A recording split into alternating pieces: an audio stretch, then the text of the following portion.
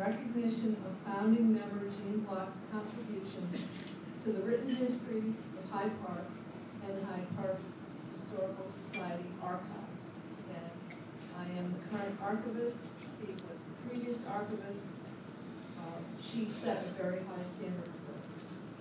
This award was established to be presented on an occasional basis for an outstanding literary work dealing with some aspect of the history of Hyde Park. This is only the fourth time this award has been presented. The Muse in Bronzeville, African American Creative Expression in Chicago, 1932 to 1950, documents a formative period in Chicago history. It complements another Block Award winner, Continual Black's Bridges of Memory. The Muse in Bronzeville documents the diverse and vibrant group of African American musicians, authors, and artists that grew out of the social, economic, and political forces troubling on the South Side of Chicago. Richard Courage, in collaboration with his friend and mentor, Robert Bone, has produced a truly interesting, insightful, and valuable history of this period, which has also received the Illinois State Historical Society Superior Achievement Award in scholarly publication. It gives me great pleasure to present the 2013 Gene Krieger Block Award to Richard Courage. Yay!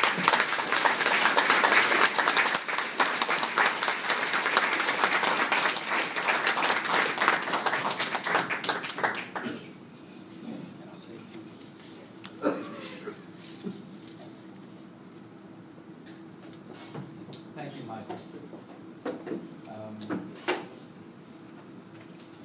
My speech, which will be brief.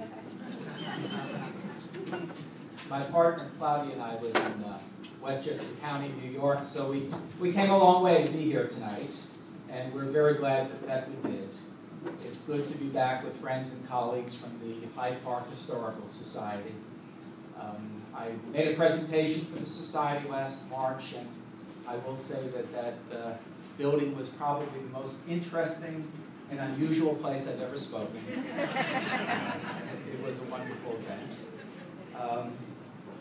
I want to accept this award, not only for myself, but on behalf of the family of my teacher, mentor, and friend, the late Robert Bone, a pioneer in African American literary history, who died in November 2007. And also in memory of my friend Susan Cayton Woodson, who passed on January 31st. And Ruth Knack invited me to make some comments which I actually had not been prepared before I arrived to make about the connections between Bronzeville, the subject of my book, and Hyde Park. It's certainly a germane question. I will say that the connections were many and multifaceted and not always positive. We know something of the history of restrictive covenants and racial violence and segregation and discrimination, and the Black Belt was a Black Belt because the conditions that prevailed in the South were reproduced in the North, in Chicago, and elsewhere.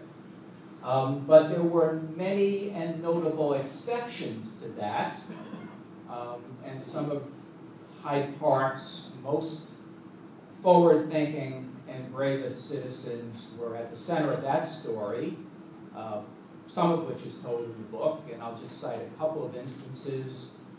The Coldwater shanties that formed the 57th Street art colony of the 19s and 20s were one place where the color line was occasionally breached, and a very promising philosophy student at the University of Chicago named Albert Dunham was involved with an interracial theater group called The Cube. And his younger sister, who I do believe you've heard of, named Catherine Dunham, was involved in a ballet troupe, the Negro Ballet,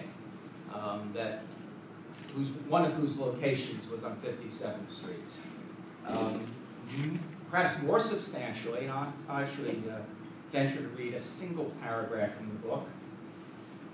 I think the main place where Hyde Park and Bronzeville connected was through the sociology department of the University of Chicago, and there was a rather remarkable and little-told chain of connection and influence that began, somewhat surprisingly, with Booker T. Washington in Tuskegee, Alabama, and a gentleman who was his ghostwriter, secretary, PR man, amanuensis named Robert Ezra Park, who became one of the brightest stars of early Chicago sociology.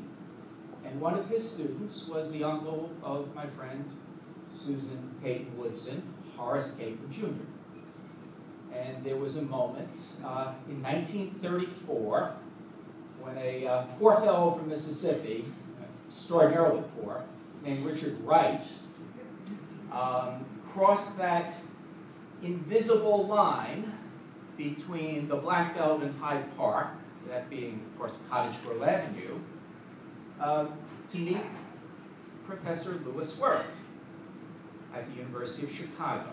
And I'll just read you a single paragraph from a sort of pivotal chapter about the meeting, the very first meeting of Horace Cayton Jr.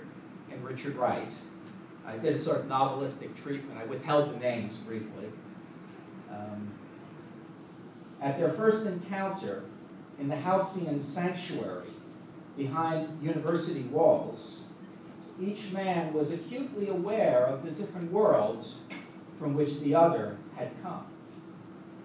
The Mississippian stood 5 feet 8.5 inches in height, had a 9th grade education, was malnourished and on relief.